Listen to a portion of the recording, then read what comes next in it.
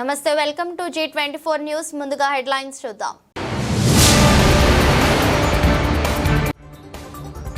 TDP ఆవిర్భావ సభలో మాట్లాడిన ప్రధాన కార్యదర్శి నారా లోకేష్. కార్యకర్త గుర్తింపు కోసం ఇంటా బయట పోరాడుతున్న లోకేష్.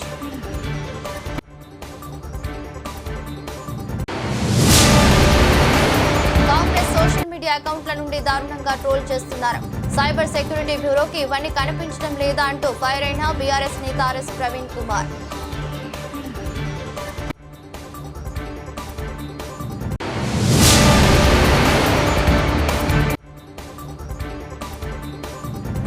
నేడు టీడీపీ 43వ ఆవిర్భావ దినోత్సవం. టీడీపీ కార్యకర్తలు నేతలకు చంద్రబాబు పార్టీ ఆవిర్భావ దినోత్సవం విశేష్.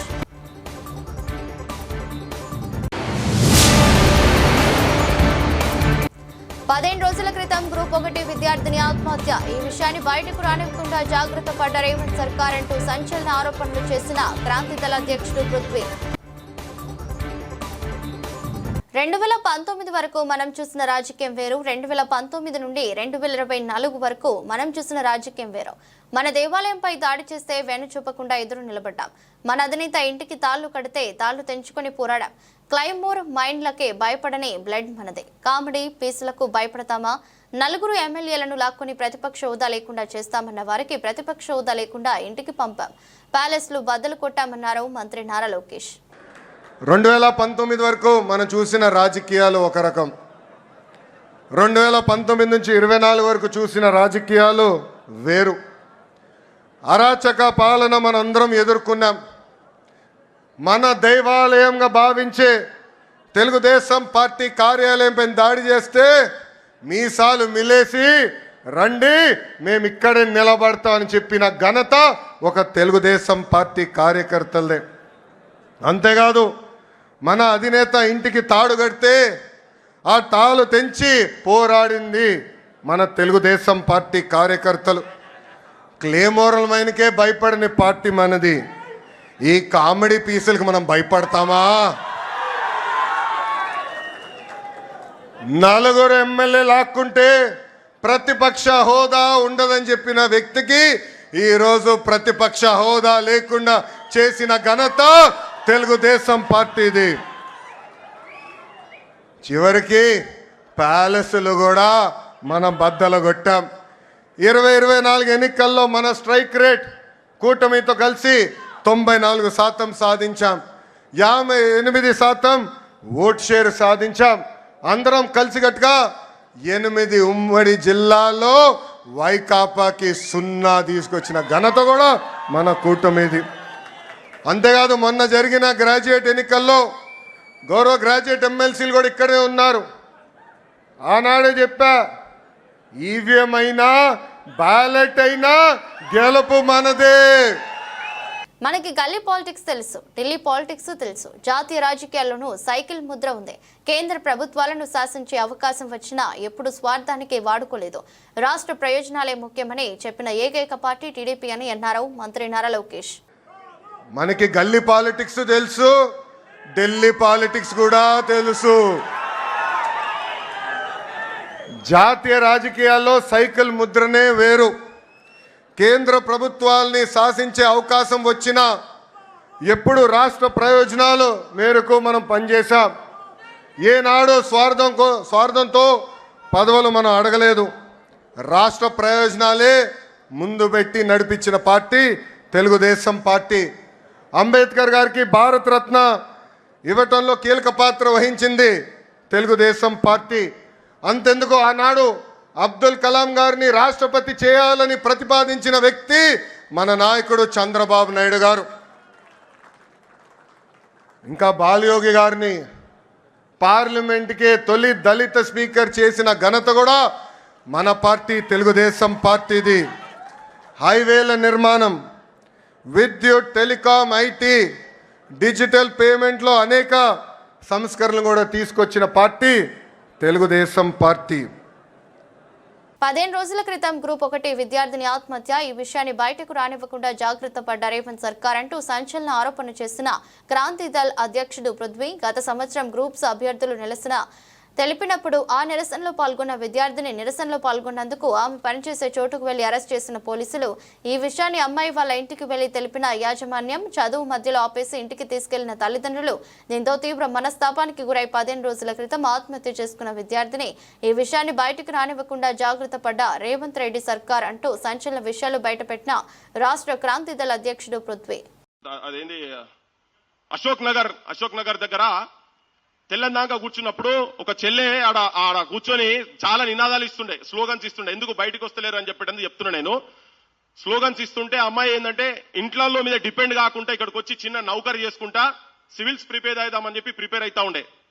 ప్రిపేర్ అవుతున్న క్రమంలో ఆ నౌకరీ దగ్గరికి ఆ ఫోటో లేదు ఆమె అందరు ఇస్తుంటే కలెక్షన్ చేస్తుంటే ఇంత ముందు చెప్పిండు కదా 50, 100 అందరి దగ్గర వసూలు చేసుకుంటున్నాం అని చెప్పండి. వాళ్ళు ఒక 500 రూపాయలు అమ్మాయి ఇస్తుంటే ఆ విజువల్ మొత్తం మా సోషల్ మీడియాలో మొత్తం వస్తే ఆ విజువల్ ను పట్టుకొని అమ్మాయి ఆ రాత్రి తెల్లందాక అక్కడ ఉండి దారుణాలో కూర్చుంటే, అశోక్ నగర్ దారుణాలో కూర్చుంటే పోలీసు వాళ్ళు వెంబడబడి ఆమె ఆఫీస్ దగ్గర పోయి, ఆ చెల్లె ఆఫీస్ దగ్గర పోయి 3-4 సార్లు పోతుంటే, సార్ మీరు ఇక్కడికి రాకండి ఇట్లా దయచేసి నా నౌకర్ పోతుంది అంటుంటే వీళ్ళు జాబ్ పెట్టిన వాళ్ళు వాళ్ళ ఇంట్లో ఫోన్ చేసిండ్రు మీ బిడ్డ దగ్గరికి పోలీసు వాళ్ళు వస్తారని. మరి నేను చేసిన ద్రోహం ఏంది, నేను చేసిన తప్పేంది అని అంటే ఆ ధర్నాలో కూర్చొని ఉన్నది ఏంది, ముఖ్యమంత్రి చెప్పినటువంటి ప్రామిసులు అమలు చేయమన్నటువంటి దారుణాలు కూర్చుంటందుకు ఇది చెప్పేది నేను.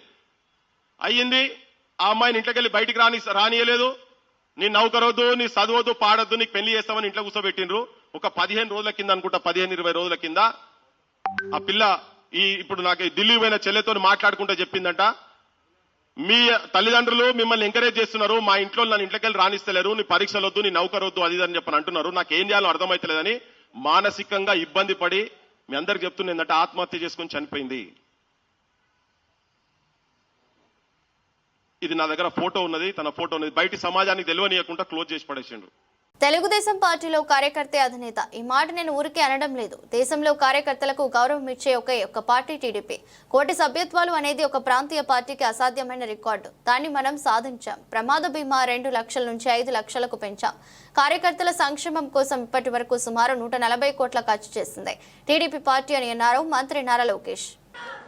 తెలుగుదేశం పార్టీలో కార్యకర్తలే మా అధినేతలు.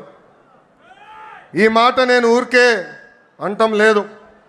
దేశంలో ఏ పార్టీకి తక్కని కార్యకర్తలు ఒక తెలుగుదేశం పార్టీకే సొంతం. మీరు మంచి చేస్తే మెచ్చుకుంటారు, తప్పు చేస్తే నా తోలు కూడా తీస్తారు. 1 కోటి సభ్యత్వాలు అనేది అది కూడా ఒక ప్రాంతీయ పార్టీకి అసాధ్యమైన రికార్డ్. ఆ 1 కోటి సభ్యత్వాలు సాధించింది మన పార్టీ తెలుగుదేశం పార్టీ. అది కూడా కేవలం 83 రోజుల్లో. ఆంధ్ర రాష్ట్రం, తెలంగాణ రాష్ట్రం, అదేవిధంగా అండమాన్ నికోబార్లో మన సభ్యత్వాలు చేసుకుంటాం జరిగింది. కార్యకర్తల కోసం ప్రమాద బీమా ఈరోజు చంద్రబాబు నాయుడు గారి ఆదేశాల మేరకు 2 లక్షల రూపాయల నుంచి 5 లక్షల రూపాయలకి పెంచాం. కార్యకర్తల కోసం సంక్షేమ విభాగం ఏర్పడిన దగ్గర నుంచి గడిచిన 10 సంవత్సరాలు సుమారుగా 140 కోట్ల రూపాయలు సంక్షేమం కోసం, మన కార్యకర్తల కోసం మనం ఖర్చు పెట్టాం. నేను పాదయాత్రలో చూసా, ఆ కుటుంబాల్ని నేను కలిసా. 2004లో ఫ్యాక్షన్ దాడిలో ఆనాడు కాంగ్రెస్ పాలకులు మన కార్యకర్తల్ని చంపేస్తే వాళ్ళ పిల్లల్ని సొంత పిల్లలుగా దత్తకు తీసుకుని చదివించిన గొప్ప నాయకుడు మన నాయకుడు చంద్రబాబు నాయుడు గారు. ఆనాడు మీ అందరు తెలుసు, గండిపేటలో ఏకంగా స్కూల్ స్థాపించాం, ఉచితంగా పిల్లల్ని చదివించాం. ఏదో చదువు చెప్పి వదిలేస్తాం కాదు, ఇంటర్ కానీ ఇంజనీరింగ్ కానీ చివరికి వాళ్ళ ఉద్యోగాలు వచ్చే వరకు కూడా వాళ్ళకి అండగా నిలబడింది మన నాయకుడు చంద్రబాబు నాయుడు గారు. భారతదేశ చరిత్రలో ఏ పార్టీలో అది జరగలేదు. ఈరోజు ఒక మాటలో చెప్పాలంటే మనందరి అదృష్టం ఇంత గొప్ప నాయకుడు మనకు అధ్యక్షుడిగా ఉంటాం. కార్యకర్తల కోసం నేను బయట ఎంత పోరాడతానో పార్టీలో కూడా అంతే పోరాడతాను. నా లక్ష్యం ఒకటే, పార్టీ కోసం కష్టపడే కార్యకర్తలు, నాయకులను గుర్తించడమే. గ్రామ స్థాయి నాయకుడు రాష్ట్ర స్థాయి నాయకుడిగా ఎదగాలి అనేది నా కోరిక. పార్టీ ముందు ఒక ప్రతిపాదన ఉంచాను. 2 టర్మ్లు ఒక పదవి చేసిన తర్వాత పైకి అయినా వెళ్ళాలి, లేదా ఒక టర్మ్ గ్యాప్ అయినా తీసుకోవాలి. జాతీయ ప్రధాన కార్యదర్శిగా 4వసారి పనిచేస్తున్నా.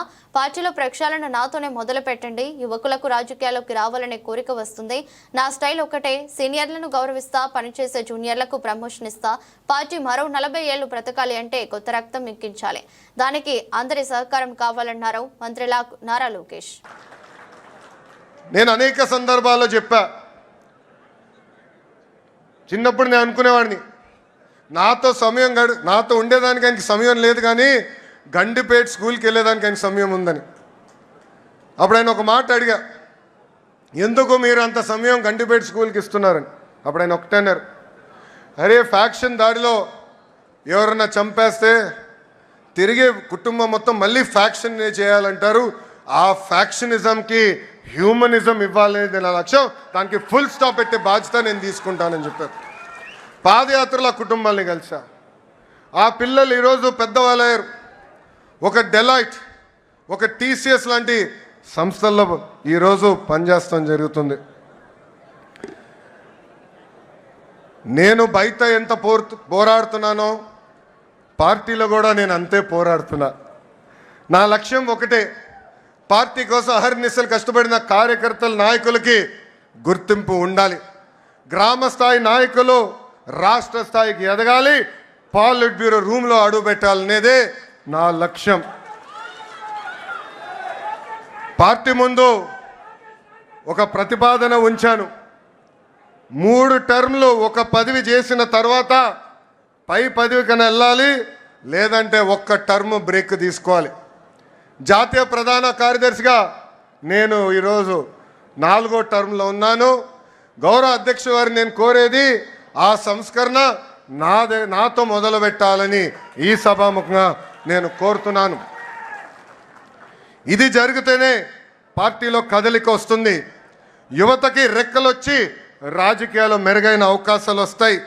నా స్టైల్ ఒకటే, సీనియర్ని జూనియర్ని సమానం గౌరవిస్తా, పనిచేసే వాళ్ళకే నేను ప్రమోషన్ ఇస్తా. పసుపు జెండా ఇంకో 40 ఏళ్ళు రపరపరాడాలి. దానికి ఎప్పుడు నిరంతరం పార్టీలో యువరక్తం పారాలి. దానికి అందరి సహకారం ఉండాలి. పెద్దలందరూ కూడా ఈరోజు పాలిట్ బ్యూరో సభ్యులందరూ కూడా యువకుల్ని పెద్ద ఎత్తున ప్రోత్సహిస్తున్నారు. రండి, కదలి రండి, ఒక ప్రపంచంగా ఆంధ్ర రాష్ట్రాన్ని ముందలు తీసుకెళ్దామని ఆంధ్ర రాష్ట్ర ప్రజలు కూడా పిలిపిస్తూ, రేవంత్ రెడ్డి ఆదేశాలతో అక్రమ కేసులు పెడుతున్న కొందరు పోలీసు అధికారులు గుర్తుంచుకోండి, రాబోయే రోజుల్లో తీవ్రమైన పరిణామాలు ఉంటాయి. రిటైర్డ్ అయినా, ట్రాన్స్ఫర్ అయినా వదిలిపెట్టాం. సిద్దిపేట కమిషనర్ ఆఫ్ పోలీస్ గారు కూడా గుర్తుంచుకోండి, రాబోయేది బీఆర్ఎస్ ప్రభుత్వమే, అప్పుడు ట్రిబ్యునల్ వేస్తాం. చట్టాన్ని అతిక్రమించిన పోలీసులు భారీ మూల్యం చెల్లించుకుంటారన్నారు ఆర్ఎస్ ప్రవీణ్ కుమార్. మీరు ఇప్పటిలాగానే వాళ్ళు అక్కడ గాంధీ భవన్ల కంప్లైంట్ మ్యానుఫ్యాక్చర్ కాగానే మీరు పోయి పోలీస్ స్టేషన్లో కంప్లైంట్ చేసి గుడ్డిగా సుమోటో కేసులు పెడితే రాబోయే రోజుల్లో తీవ్రమైన పరిణామాలు ఉంటాయి. మీరు రిటైర్ అయినా, మీరు ట్రాన్స్ఫర్ అయినా ఎఫ్ఐఆర్ మాత్రం మీరు చించేయలేరు. మీరు చించేయాలనుకున్న కోర్టులో ఎఫ్ఐఆర్ ఉంటుంది. Everything is digitised. మా ప్రభుత్వం వచ్చిన తర్వాత మేము ఈ రికార్డులన్నింటిలోకి పోతాం. పోయిన తర్వాత ఈ అక్రమాల మీద, ఈ పోలీసు రేవంత్ రెడ్డి ఆదేశాలకు, ఈ దారుణాల మీద ఎవరైతే పోలీస్ ఆఫీసర్లు ఉన్నారో, ఉదాహరణకు సిద్దిపేట కమిషనర్ ఆఫ్ పోలీస్, మీరు ఇలా సోమోటో పెట్టిర్రు మేడం. మీరు సోమోటో పెట్టి ఒక సోషల్ మీడియా యాక్టివిస్ట్ మీద చేయని నేరానికి అతని మీద మీరు కేసు పెట్టారు. కానీ హరీష్ రావు గారిని, కేటీఆర్ గారిని పెట్రోలు పోసి చంపుతామన్న మైనంపల్లి హనుమంతరావు మీద మీరు ఇంతవరకు ఎఫ్ఐఆర్ బుక్ చేయలేదు. This we will remember. మేము రిక్వెస్ట్ చేసినా మీరు ఏం చేశారు, పబ్లిక్ ప్రాసిక్యూటర్కి పంపించి లీగల్ ఒపీనియన్ తీసుకుని సివిల్ కేసు అన్నారు. ఒక మనిషి ఇంకొక మనిషిని పెట్రోల్ పోసి చంపుతామంటే సివిల్ కేసు ఎట్లయితుంది మేడం? డీజీపీ గారిని కూడా రిక్వెస్ట్ చేస్తున్నాం. మా అగ్రనాయకులు, మా సీనియర్ నాయకులు హరీష్ రావు గారు 6 మంది ఎమ్మెల్యేలు కలిసి డీజీపీ గారి దగ్గరికి పోయినారు. పోయి ఈ విధంగా 35(3) BNSSలో స్టేషన్ బెయిల్ ఇవ్వాల్సి వచ్చినా ఈరోజు మాకు స్టేషన్ బెయిల్ ఇవ్వడం లేదు అని చెప్పి రిప్రజెంట్ చేసినా కూడా మాకు ఇంతవరకు యాక్షన్ లేదు. So we're going to remember all these things. రాబోయే బీఆర్ఎస్ ప్రభుత్వంలో తప్పకుండా ఒక ట్రిబ్యునల్ వేస్తాం. ట్రిబ్యునల్ వేసి ఏ అధికారులు అయితే చట్టాన్ని ఉల్లంఘించి రాజ్యాంగం ఇచ్చిన ప్రాథమిక హక్కులు ఆర్టికల్ 14, ఆర్టికల్ 19, ఆర్టికల్ 20, ఆర్టికల్ 21 జీవించే హక్కును హరించే ప్రయత్నం చేసినరో, చట్టం చెప్పకుండా చట్టాన్ని అతిక్రమించి పనిచేసినరో, రేవంత్ రెడ్డి ఆఫీస్ చెప్పిన అక్రమ ఆదేశాలను పాటిస్తూ ప్రజల జీవితాలతో ఆడుకునే ప్రయత్నం చేసినరో, ఆ ఆఫీసర్లు భారీ మూల్యం చెల్లించుకునే ప్రమాదం ఉన్నది. నేను వారి కుటుంబాలకు ప్రత్యేకించి చేతులు జోడించి నేను కోరుకుంటున్నా, మళ్ళీ మీ ఇళ్లలో చెప్పండి, దయచేసి ఈ పనులు చేయకమని చెప్పండి. మీరు మాకు ఫేవర్ చేయాల్సిన అవసరం లేదు. మళ్ళీ చెప్తున్నా, we don't need any favour from you. All the favour that we're requesting, we're praying for is fairness. Telangana cyber security bureau అధికారులు ఎలా పని చేయాలో నేను చెప్తా వినండి.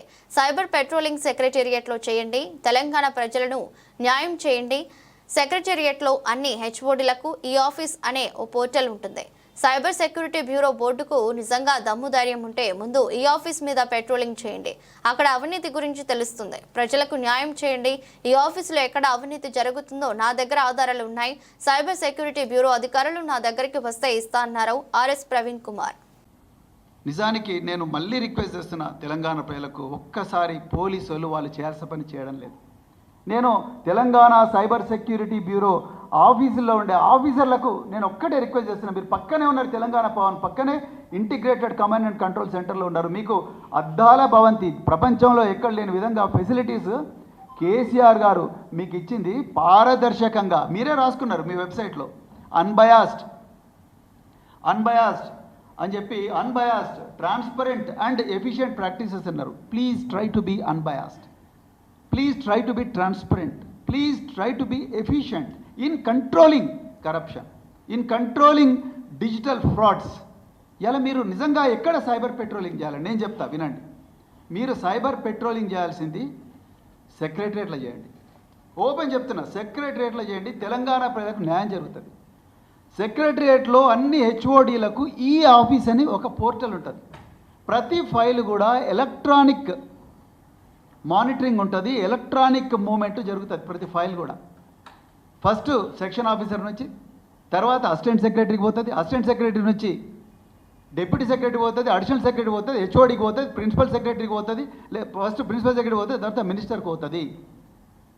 అదే ధరణి పోర్టల్లో అయితే ఎంఆర్ఓ నుంచి మొదలవుతుంది, ఎంఆర్ఓ నుంచి ఆర్డీఓకి వస్తుంది, ఆర్డీఓ నుంచి కలెక్టర్కి వస్తుంది, కలెక్టర్ నుంచి సీసీఎల్ఏకి వస్తుంది.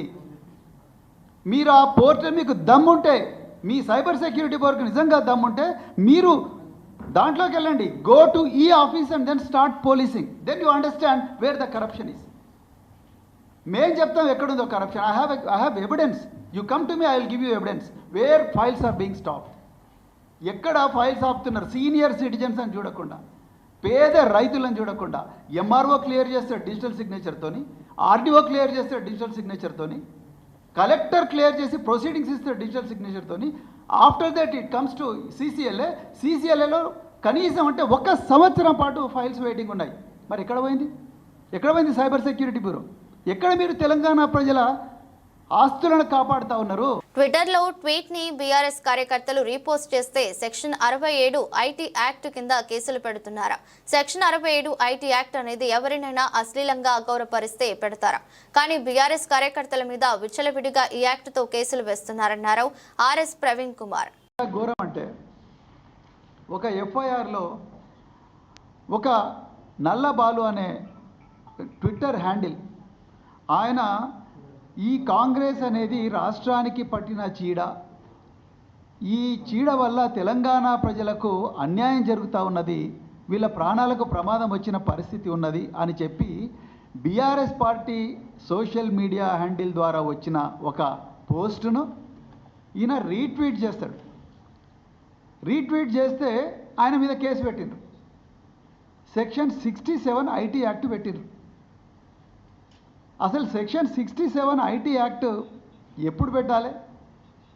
ఏవైనా అశ్లీలమైన విషయాలు, మహిళలను పురుషులను అగౌరవపరిచే విషయాలు, మరి ముఖ్యంగా అశ్లీలమైన విషయాలు It clearly talks about obscenity.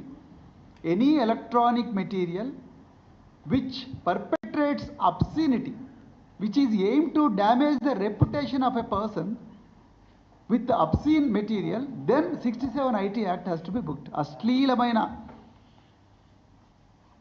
సభ్య సమాజం భరించలేని ఈ అశ్లీలమైన విషయాలు ఏవైతే ఉన్నాయో వాటికి సంబంధించిన సెక్షన్ 67 IT యాక్ట్. ఆ సెక్షన్ 67 IT యాక్ట్ ఈరోజు బీఆర్ఎస్ నాయకుల మీద, బీఆర్ఎస్ కార్యకర్తలు ఎడాపెడే విచ్చల విడిగా పెడుతున్నారు. ఈరోజు వీళ్ళ పిచ్చి ఎంత దాకా పోయిందంటే తెలంగాణ ప్రజలు జాగ్రత్తగా గమనించాలి. తెలంగాణ సైబర్ సెక్యూరిటీ బ్యూరో నిజంగా సైబర్ పెట్రోలింగ్ చేస్తున్నారా? కాంగ్రెస్, బీజేపీ సోషల్ మీడియా అకౌంట్ల మీద ఒక్క కేసు కూడా ఎందుకు పెట్టలేదు? సైబర్ సెక్యూరిటీ బ్యూరోకి కేవలం బీఆర్ఎస్ సోషల్ మీడియా కార్యకర్తల అకౌంట్లే కనిపిస్తున్నాయా? కాంగ్రెస్ పార్టీ ఎంపీలు మార్పింగ్ ఉన్న ఫోటోలను పోస్ట్ చేస్తున్నారా? కాంగ్రెస్ సోషల్ మీడియా అకౌంట్ల నుండి దారుణంగా ట్రోల్ చేస్తున్నారా?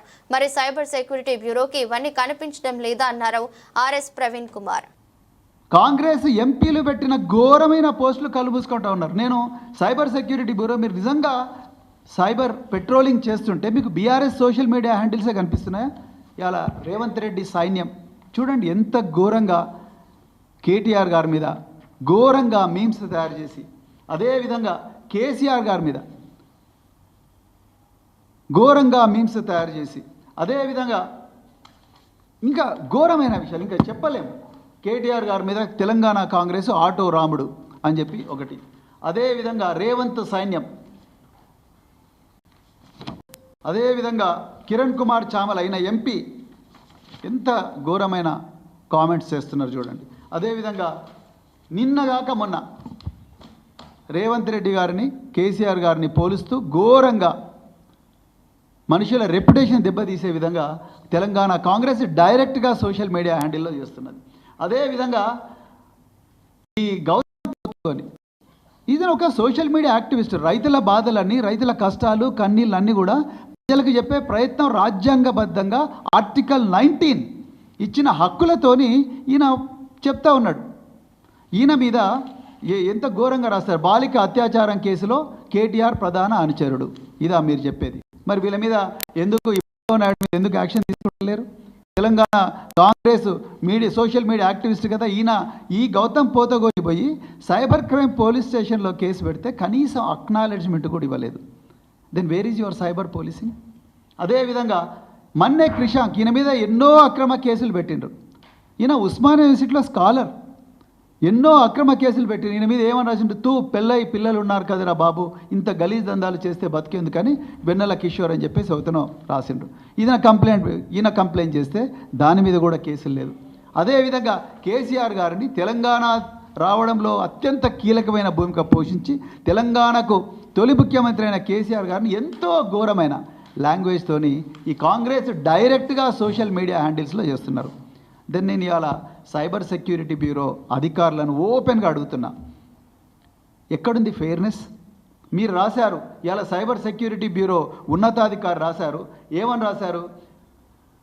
Hour machine is to create a secure digital environment through transparent, unbiased and efficient practices supported by cutting edge technology అన్నారు. నేను అధికారులను అడుగుతా ఉన్నా, ఎక్కడుంది ట్రాన్స్పరెన్సీ? ఎక్కడ ఉంది ఇక్కడ అన్బయాస్డ్?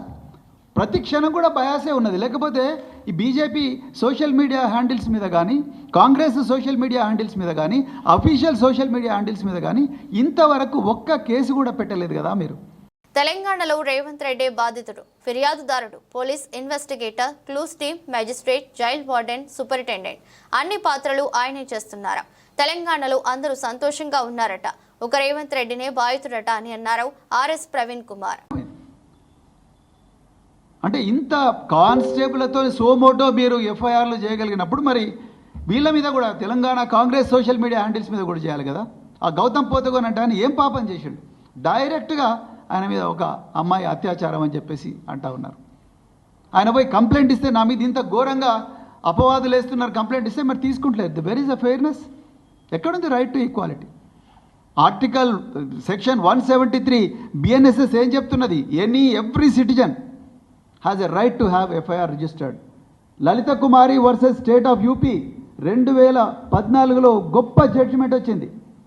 ఏ సిటిజన్కైనా పోలీసుని పోతే ముందు ఎఫ్ఐఆర్ ఇష్యూ చేయండి, దాని తర్వాత ఇన్వెస్టిగేట్ చేయండి, తప్పని రాయండి, రైతు అయితే మీరు అరెస్ట్ చేయండి అని చెప్పిండ్రు.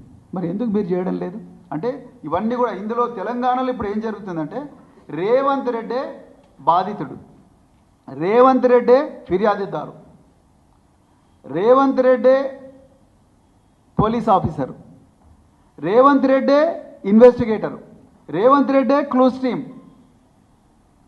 రేవంత్ రెడ్డే మెజిస్ట్రేట్ అయిపోయాడు, రేవంత్ రెడ్డే జైలు వార్డెన్ అయిపోయాడు, జైలు సూపరింటెండెంట్ అయిపోయాడు, రేవంత్ రెడ్డే తలార్ అయిపోయాడు. అన్నీ ఆయనే చేస్తున్నాడు. తెలంగాణలో 3.5 కోట్ల మంది ప్రజలకు ఏమీ అందరూ సంతోషంగా ఉన్నారంట. ఒక రేవంత్ రెడ్డి మాత్రమే బాధితుడుగా, నేను బాధితుడుగా ఉన్నా, నేను ముఖ్యమంత్రిని, నేను హోంమంత్రిని, నన్ను అనవసరంగా జైల్లో పెట్టిండ్రు, నన్ను అనవసరంగా 16 రోజులు చీకటి నరకకూపంలో పెట్టిండ్రు అని అబద్ధాలు. మళ్ళీ అదే ABN Andhrajyothi open heart with ఆర్కేలోనేమో నన్ను అందరు మంచిగా చూసుకున్నారు. నాకెవరో ఆయన పేరు ఉండే మల్లయ్యనా నాగయ్య అనే ఒక దళితుడని ఆయన నాగయ్య ఒక మాదిగ సమాజానికి చెందిన వ్యక్తి అంటూనే ఉన్నాడు, మళ్ళీ వాడు అంటున్నాడు. ఇదేనా భూస్వామ్య విధానం అంటే? ఇది కాకపోతే ఏంది రేవంత్ రెడ్డి? ఒకవైపు ఏమో నాగయ్య నాకు మంచిగా వంట వండిండు అంటావు, ఇంకోసారి వాడు అంటావు, రెండోదేమో నేను పైన కూర్చున్నా వాడు కింద కూర్చున్నాడు అంటావు. వాడు ఆయన మరి ఇక్కడనే మళ్ళీ అసెంబ్లీ సాక్షినేమో నేను మాదిగోళ్ళు మేమందరం కూడా కలిసే ఉంటాం అంటారు. ఏంది అసలు ఏం జరుగుతున్నది ఇక్కడ? నాడు ఎన్టీఆర్ గారు చైతన్య రథం 9 నెలలు, తర్వాత నేను వస్తున్నా మీకోసం పాదయాత్ర 208 రోజులు, మొన్న లోకేష్ యువగలం పాదయాత్ర 226 రోజులు, ప్రతి యాత్రకి అండగా నిలిచిన కార్యకర్తలను అభినందిస్తున్నారు. 2024లో టీడీపీ అధికారంలోకి రావడానికి యువగలమే కారణమని అన్నారు సీఎం చంద్రబాబు నాయుడు. ఈ రోజు నేను మిమ్మల్ని అందరినీ అభినందిస్తున్నాను. ఎన్టీ రామారావు గారు చైతన్య రథం ఎక్కి గ్రామాలకు వస్తే 9 నెలలు రాత్రింబగళ్ళు పనిచేసిన కార్యకర్తల్ని అభినందిస్తున్నాను. వస్తున్నా మీకోసం. నేను రాష్ట్రంలో తిరిగితే 208 రోజులు 2817 కిలోమీటర్లు ఎట్లా చేశానో నాకే తెలియదు గాని నాకు అండగా నిలిచిన నా పార్టీ కుటుంబ సభ్యులకి అభినందనలు. యువగళం పేరుతో లోకేష్ గారు 226 రోజులు 3112 కిలోమీటర్లు 2024 అధికారంలోకి రావడానికి దోహదం చేసిన యువగళానికి నీరాజనాలు పలికింది కూడా మీరందరూ. ఈరోజు తెలుగుదేశం పార్టీ ఒక్క విషయం మీరందరూ గుర్తుపెట్టుకోవాల్సిన అవసరం ఉంది. ఇది ఒక ప్రాంతీయ పార్టీనే కాదు, జాతీయ భావాలుండే దేశభక్తి కలిగిన పార్టీ తెలుగుదేశం పార్టీ. ఎవరికి అవకాశాలు రావు, మనకు అవకాశాలు వచ్చాయి. నేషనల్ ఫ్రంట్ ఏర్పాటు చేసి ప్రత్యామ్నాయ గవర్నమెంట్ ఏర్పాటు చేసిన వ్యక్తి నందమూరి తారక రామారావు గారు. యునైటెడ్ ఫ్రంట్ ఏర్పాటు చేసిన పార్టీ తెలుగుదేశం పార్టీ. 2 గవర్నమెంట్ లో మీరు ఒకసారి చూస్తే ఎన్డీఏ 1 and 2 గాని వాజ్పేయి గారి పీరియడ్ లో, మళ్ళీ ఈ రోజు కూడా కేంద్రంలో కీలక పాత్ర పోషించే పార్టీ తెలుగుదేశం పార్టీ. దేశంలో ఎవరికి దక్కని అవకాశం పార్లమెంట్ లో ప్రధాన ప్రతిపక్షంగా పనిచేసిన పార్టీ తెలుగుదేశం పార్టీ అని చెప్పి నేను మీకు తెలియజేస్తున్నా. ఇవన్నీ చూసినప్పుడు నేను ఒకటే మిమ్మల్ని అందరినీ కోరుతున్నాను. ఎన్నో కార్యక్రమాలు చేశాం. బాబాసాహెబ్ అంబేద్కర్ కి భారత రత్న రావడంలో కీలక పాత్ర పోషించిన వ్యక్తి ఎన్టీఆర్. ఆ రోజు నేషనల్ ఫ్రంట్ లో అని చెప్పి కూడా నేను మీకు తెలియజేస్తున్నా. అభివృద్ధిలో మీరు చూస్తే 99లో ఏదైతే గోల్డెన్ క్వాడ్రిలేటరల్ రోడ్డు ఉందో ఆ రోడ్డుకు నాంది పలికిన పార్టీ తెలుగుదేశం పార్టీ. విద్యుత్ సంస్కరణలు తెచ్చిన పార్టీ తెలుగుదేశం పార్టీ. ఇన్ఫ్రాస్ట్రక్చర్ లో మీరు చూస్తే అనేక సంస్కరణలకు నాంది పలికాం. ఈ రోజు సంపద వచ్చిందంటే ఆ సంపద రావడానికి ముందు చూపుతో పనిచేసిన పార్టీ తెలుగుదేశం పార్టీ అని చెప్పి నేను మీకు తెలియజేస్తున్నా. ఒక సంస్కరణ కాదు, విద్యా సంస్కరణ తీసుకొచ్చాం. నేను ఎప్పుడూ ఒకటే ప్రగాఢంగా భావిస్తాను. ప్రభుత్వం వల్ల, ప్రభుత్వ విధానాల వల్ల జీవితాలు మారుతాయి. అదే ప్రభుత్వ విధానాల వల్ల, ప్రభుత్వ పనితనం వల్ల ప్రజల జీవితాలు నాశనం అవుతాయి. ఈ విషయం మీరు గుర్తుపెట్టుకోవాల్సిన అవసరం ఉంది. ఒక మహనీయుడి విజన్ తెలుగుదేశం పార్టీ. ఎన్టీఆర్ వంటి వ్యక్తి మళ్ళీ పుట్టరు. ఒక ఆదర్శం కోసం పుట్టిన పార్టీ టీడీపీ అని అన్నారు సీఎం చంద్రబాబు నాయుడు. ఒకసారి మనందరం ఆలోచిస్తే 43 సంవత్సరాలు పూర్తి చేసుకుని 44వ సంవత్సరంలో అడుగుపెట్టాం. ఒక మహనీయుడి యొక్క విజన్ మామూలుగా అధికారం కోసం రాలేదు. రాష్ట్రంలో జరిగే పరిస్థితులన్నీ కూడా చూసిన తర్వాత శ్రేయోభిలాషులతో మాట్లాడాలి. 40 సంవత్సరాలుగా నన్ను ఆదరించారు, తిరిగి వాళ్ళ రుణం తీర్చుకోవాలని ఒక్క ఆలోచనతో ఎమ్మెల్యే క్వార్టర్లో ఒక్క మీటింగ్ పెడితే ఆ మీటింగ్ తో ఆయన అక్కడికి వస్తున్నాడంటే ఒక ప్రభంజనంగా ప్రజలందరూ ఇక్కడికి వస్తే ఆ ఎమోషన్ లో ఈ రాష్ట్రం కోసం పుట్టిన పార్టీ తెలుగుదేశం పార్టీ, అది కూడా ఎమ్మెల్యే క్వార్టర్స్ లో ఒక ఆవేశంలో పుట్టింది. ఒక ఆదర్శం కోసం పుట్టిన పార్టీ తెలుగుదేశం పార్టీ. అదే ఒక సంచలనం, అదే ఒక శక ఆరంభం, అదే ఈ రాష్ట్రానికి ఒక చారిత్రక అవసరంగా మారే పరిస్థితి వచ్చింది. అలాంటి మహనీయుడు పెట్టిన స్ఫూర్తి మనందరిలో ఉంది. ప్రపంచ చరిత్రలో ఇప్పుడు కూడా ఎవ్వరూ ఈ రికార్డు బ్రేక్ చేయలేరు. పార్టీ పెట్టి 9 నెలల్లో అధికారం వచ్చిన ఏకైక పార్టీ ప్రపంచంలో తెలుగుదేశం పార్టీ. ఇంకొక పక్క ఎన్టీఆర్ లాంటి వ్యక్తి మళ్ళా పుట్టడు. పుట్టాలంటే మళ్ళీ ఎన్టీఆర్ పుడితే తప్ప ఎవరికి ఆ గుర్తింపు రాదని చెప్పి కూడా నేను మీకు తెలియజేస్తున్నా. అంతవరకు రాజకీయాలు చూస్తే ఒక పరిపాలన, పెత్తందారి వ్యవస్థ. మామూలుగా ఎమ్మెల్యేలంటే అందులో షెడ్యూల్ కులాలంటే చదువు రాని వాళ్ళ పెట్టి ఎక్కడికక్కడ పెత్తనం చేసే రోజులవి. మొట్టమొదటిసారిగా ఎన్టీ రామారావు గారు వచ్చిన తర్వాత చదువుకున్న వారిని రాజకీయాల్లోకి తెచ్చిన ఏకైక నాయకుడు నందమూరి తారక రామారావు గారు అని చెప్పి మీకు విజ్ఞప్తి చేస్తున్నా.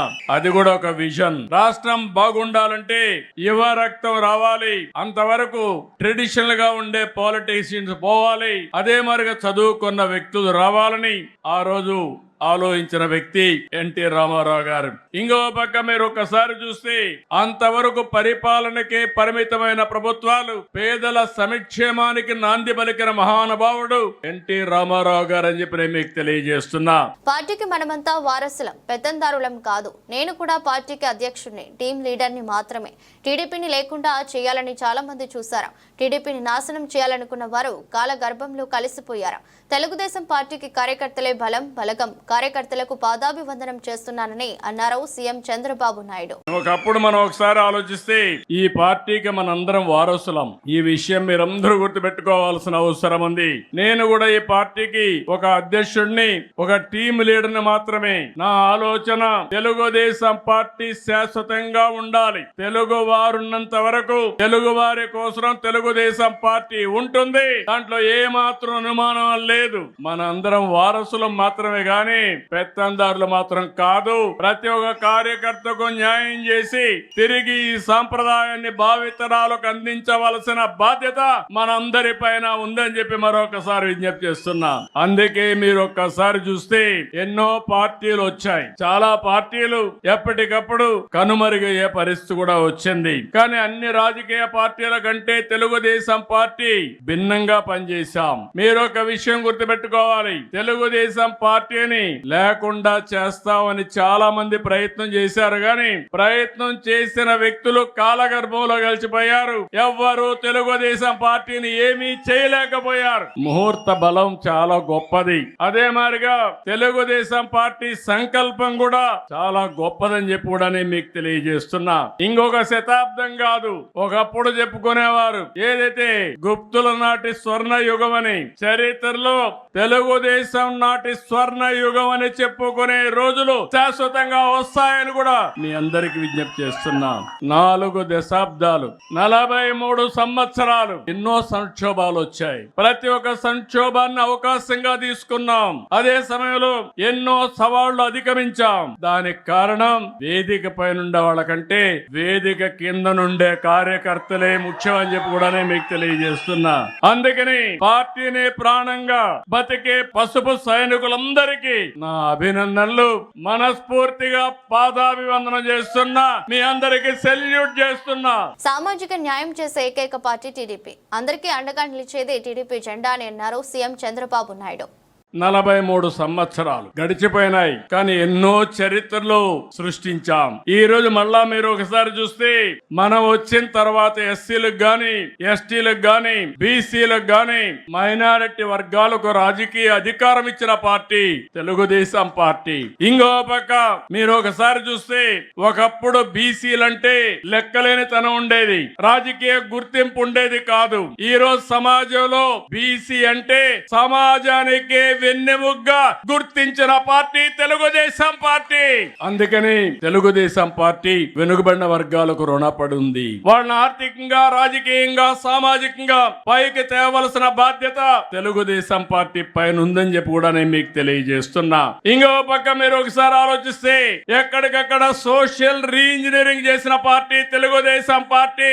మొన్న మీరు చూశారు, ఎన్నికలు వచ్చాయి. ఎన్నికలు వస్తే అన్ని వర్గాలకు, అన్ని కులాలకు రాజ్యాధికారంలో భాగస్వాములు చేస్తూ ఎమ్మెల్యేలుగా, ఎంపీలుగా సీట్లు ఇచ్చావంటే అది తెలుగుదేశం పార్టీ చూపించిన చొరవ. భవిష్యత్తులో కూడా నేను హామీ ఇస్తున్నాను, ఏ కులం కూడా మాకు అన్యాయం జరిగింది అనకుండా అందరికీ న్యాయం చేసే ఏకైక పార్టీ, ఏకైక జెండా తెలుగుదేశం పార్టీ జెండా.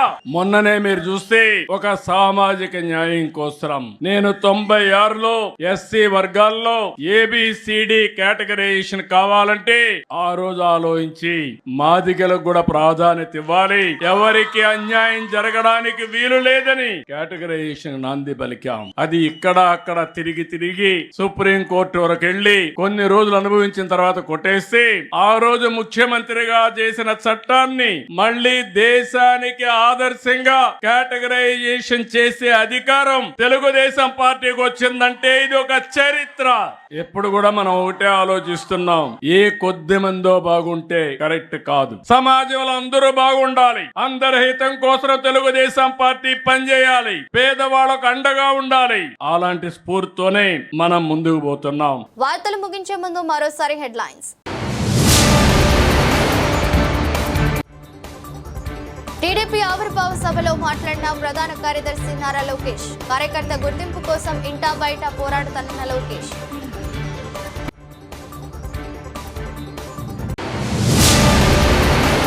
కాంగ్రెస్ సోషల్ మీడియా అకౌంట్ల నుండి దారుణంగా ట్రోల్ చేస్తున్నారు.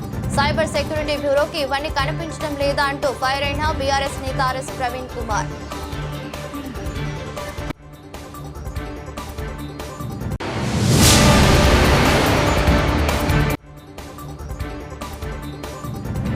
నేడు టీడీపీ 43వ ఆవిర్భావ దినోత్సవం. టీడీపీ కార్యకర్తలు, నేతలకు చంద్రబాబు పార్టీ ఆవిర్భావ దినోత్సవం విశేష్.